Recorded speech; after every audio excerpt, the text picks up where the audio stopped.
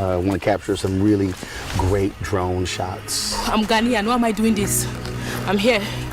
I don't need to be doing this. Why? This is my home. Like any nation, there are many facets to Ghana. A trip here is not all about visiting slave dungeons. A Ghanaian host wanted me to visit the Kakum National Park, located 21 miles north of Cape Coast and Elmina, near the small village of Abrefo.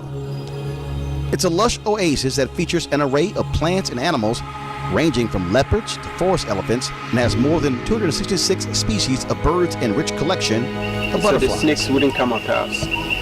We will have to avoid shaking the trees so that those up there wouldn't come down.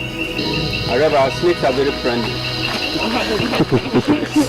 What damn snakes? It features the famous Kakum Canopy Walk, a long series of hanging bridges at 130 feet high, a unique feature in the entire African continent, where visitors can view plants and animals from a vantage point that would otherwise be inaccessible to people. Some even stay there. Ain't nothing but a G thing. The canopy walkway passes over 7 bridges and runs over a length of more than 1,000 feet. Some of the tree canopies are more than 160 feet in height.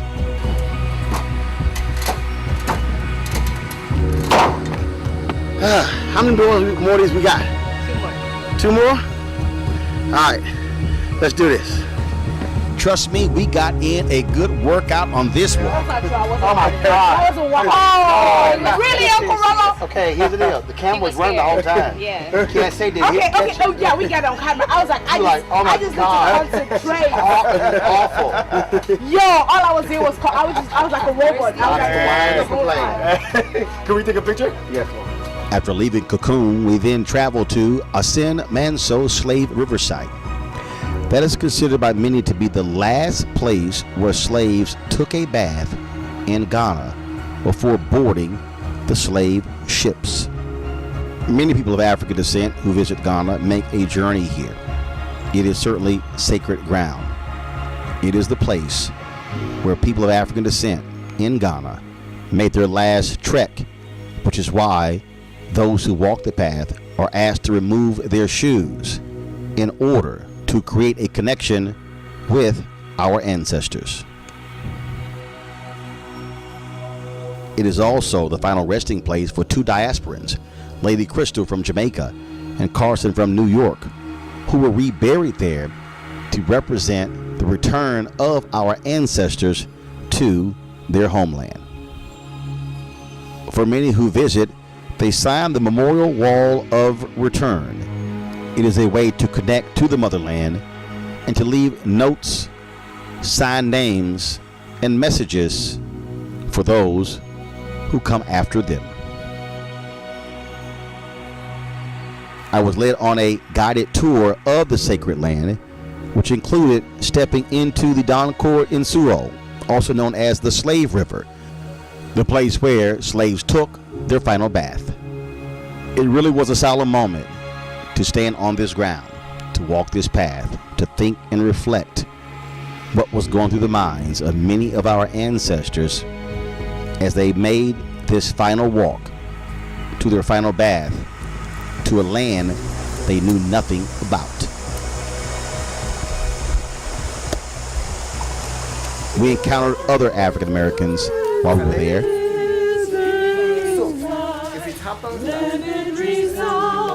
Loud as the rolling sea, sing a song full of the faith that the dark past has gone. How's it going? How you doing? What's up, bro? How you doing? Y'all good? And I happened to run into my Alpha Phi Alpha fraternity brother and longtime NAACP leader, Reverend Dr. Amos Brown of San Francisco. After leaving the forest, we all boarded our vehicles to make the long drive to Kumasi. In Kumasi, we visited the shrine and residence of the well-known fetish priest, Nana Abbas.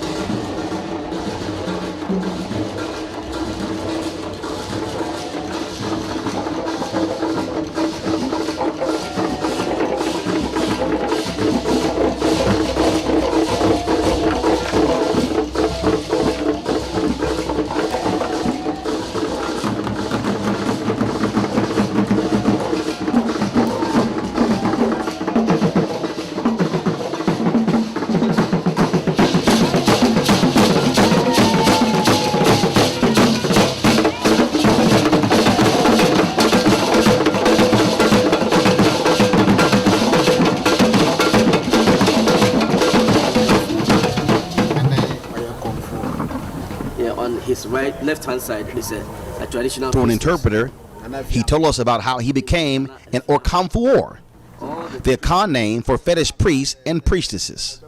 Nana Abbas told us that traditional beliefs were what the ancestors practiced as part of their way of life prior to colonialism, long before Islam and Christianity made its way to the continent.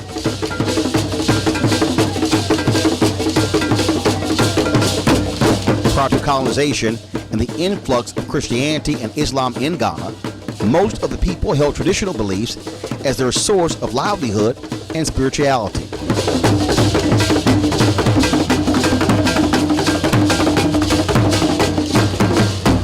He said they used herbs to treat illnesses and worship God in their traditional ways. Today in Ghana, more than 70% of the population are Christians. Muslims make up 18%, and those that practice traditional beliefs are about 5%. Nana Abbas told us that before he was born, his mother, who only had daughters, wanted a son.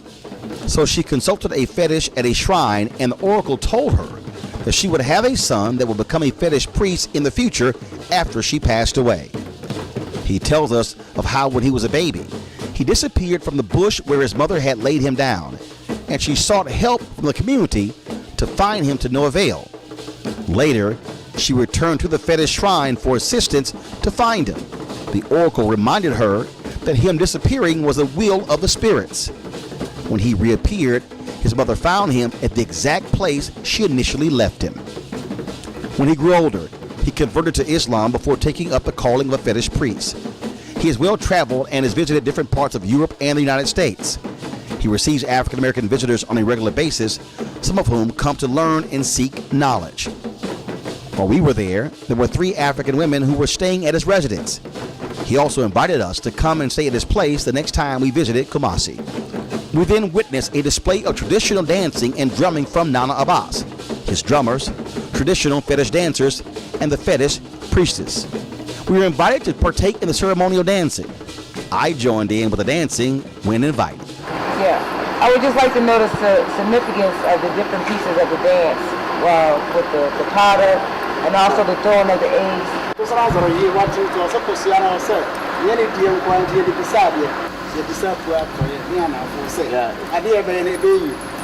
that the eggs typify the fact that it is not only for eating, but they throw it around to ask the gods and the spirits for their intervention, that whatever they do will be peaceful and successful. It is to seek permission from the Supreme Being as well. And he also ensures that no evil spirits comes here.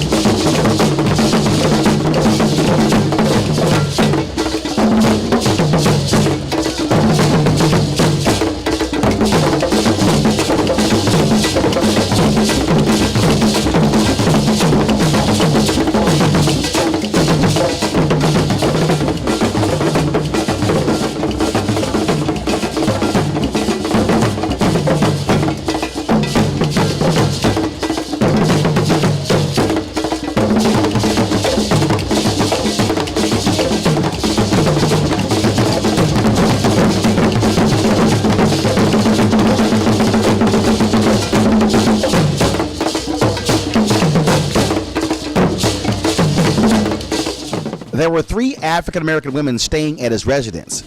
He also invited us to come and stay at his place the next time we visited Kumasi.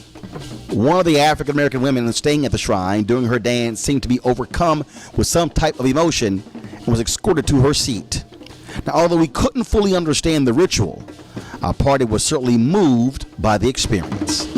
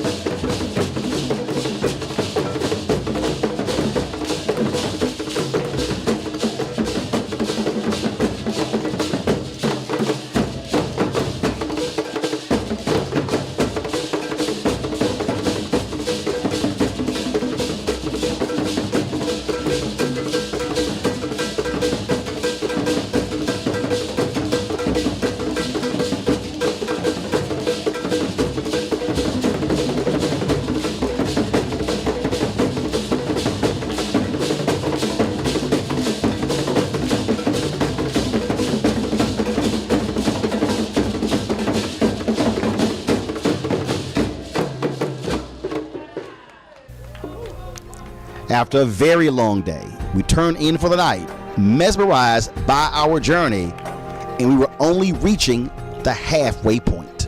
No, how old is he? Oh, you can't tell? We don't know? Okay.